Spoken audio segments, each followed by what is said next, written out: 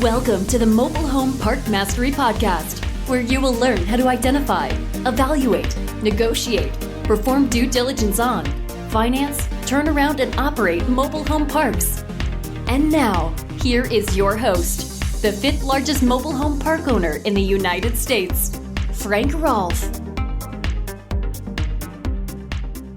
I just got a postcard about a 209-space mobile home park in Aurora, Colorado, selling for $42 million. Meanwhile, the largest office building in St. Louis, built back in the 1980s, a giant tower, sold for only $4 million. And a large regional mall with over 500,000 square feet sold for only $12 million. Who would have ever believed a single 200-space mobile home park would one day be worth more than a high-rise office tower or a regional mall? This is Frank Rolfe, the Mobile Home Park Mastery Podcast. We're going to talk about how did all this happen? How did mobile home parks become worth more than giant malls and giant office buildings? Well, the first observation would be we've had some definite shifts in megatrends. The internet and online shopping has just absolutely decimated retail. You see that everywhere you go, every shopping center, every place that you typically saw packed with stores. Suddenly they're a third empty, a half empty. And look at the quality of those tenants. Those have gone from, the 4- and 5-star big national chain retail shops to things as strange as people selling garage sale items inside malls. We have one of those in a big mall in St. Louis. So the internet and the ability to shop at Amazon and other similar venues has literally ruined retail. And that's why those big malls, which now stand at huge levels of vacancy, which lower rents from customers who are renting space, who are not really grade A potential, has destroyed their values. And then you have the megatrend of remote work, which has basically killed off the demand for office space. It wasn't that long ago that all Americans had to go to the office. If you wanted to hold a job, you had to go to an office and be there every day from a certain time in the morning till a certain time at night. And if you didn't do that, what happened? Well, you got fired because being there was part of being paid. But now, thanks to COVID, and the movement started a little bit before COVID, but certainly COVID was the final nail in the coffin. Americans no longer desire to nor will go to the office. Even after COVID, when they called all those remote workers back, what happened? They said, no, we're not going to go back. And many companies, worried that they would lose their workers and lose their ability to compete, suddenly agreed and simply said, okay, you don't have to come back in.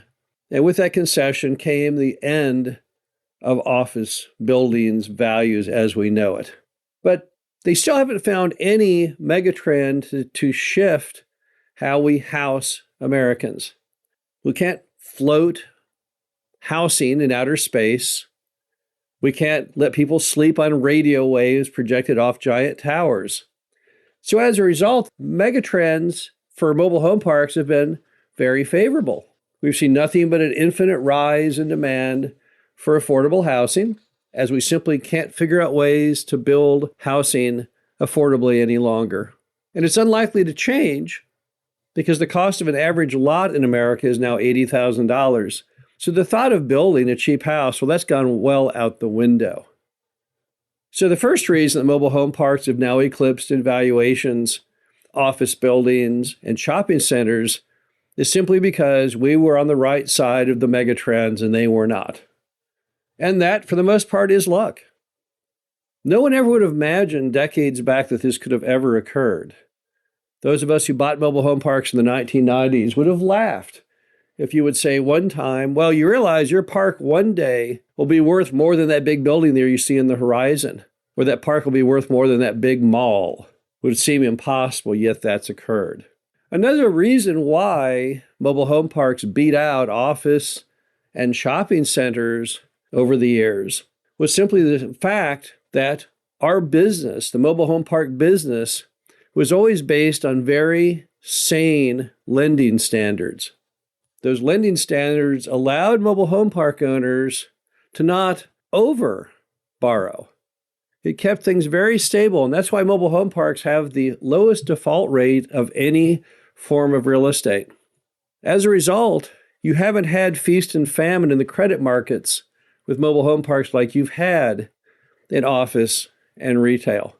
Because those constantly, because they have such problems economically, have lost confidence with lenders, and it's harder to get loans. When a lender makes a loan on a 200 space mobile home park in Colorado for $42 million, they're doing so because they really believe that their money is secured, that they'll get their money back. But it's very, very hard, given the performance of office and retail, for lenders to jump out there and do that. A big reason why mobile home parks have beat office and retail is around one single item. And that is simply you can't build any more mobile home parks.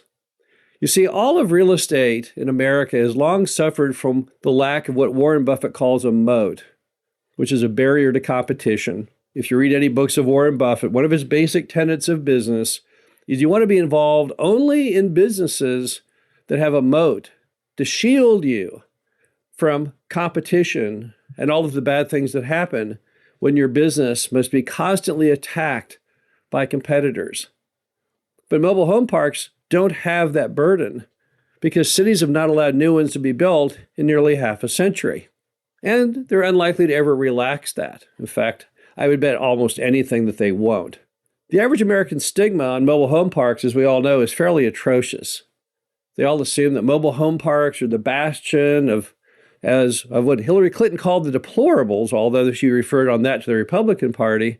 But in this case, those individuals who all of us as a collective group in society think is at the bottom of the food chain as far as people that we want to live around. So because of that false narrative, what has happened is cities want nothing to do with parks. And the general values of surrounding housing to mobile home parks always are punished. If you look at the price of a house on Zillow next to a mobile home park and the same house a few blocks away, you'll see that home may be down 20, 30, 40, even 50% of value due to that proximity. And since you can't build more mobile home parks, since that competition is off the table, you don't have the perennial nemesis of retail and office, which is basically overbuilding. That, in many ways, is the key factor why mobile home parks have maintained and gone up in value over time, while retail and office have declined. Typically, builders are a strange group. They'll just keep on building until the lenders stop them. They don't seem to understand or comprehend the concept that you can have too much office space and you can have too much retail space. Mobile home park owners, they're the ones who actually could have built many, many more properties because the demand for housing, as we all know, at this moment on affordable housing is nearly unlimited. But because mobile home parks were shut down to new construction for so many decades, they alleviated the issue that has ruined office and retail, which is simply too many properties. Look at the typical downtown in any major city. Look at a photo of that downtown back in the 60s and the 70s and the 80s. Look at every decade going forward. Look at the change in the skyline. How many buildings were built? My heavens, how many high-rise buildings do you even need? And the same with malls. I remember when they first brought out malls back in the 1960s. You had very, very few. I remember back in Dallas, we basically had 3. Today, how many do you have? Oh, I don't know. 5 or 10 times that many. So there's simply too much retail space competing for too few tenants. So that alone is probably the chief reason why mobile home parks beat out, in the end, office and retail. But there's even more reasons. A big one is just future potential. Mobile home park lot rents are absurdly low in the United States. It's a topic that makes people uncomfortable, but it needs to be addressed. The average lot rent in America is around $300 per month, at the same time that the average apartment rent is nearly $2,000 a month, and the average home sale is $400,000.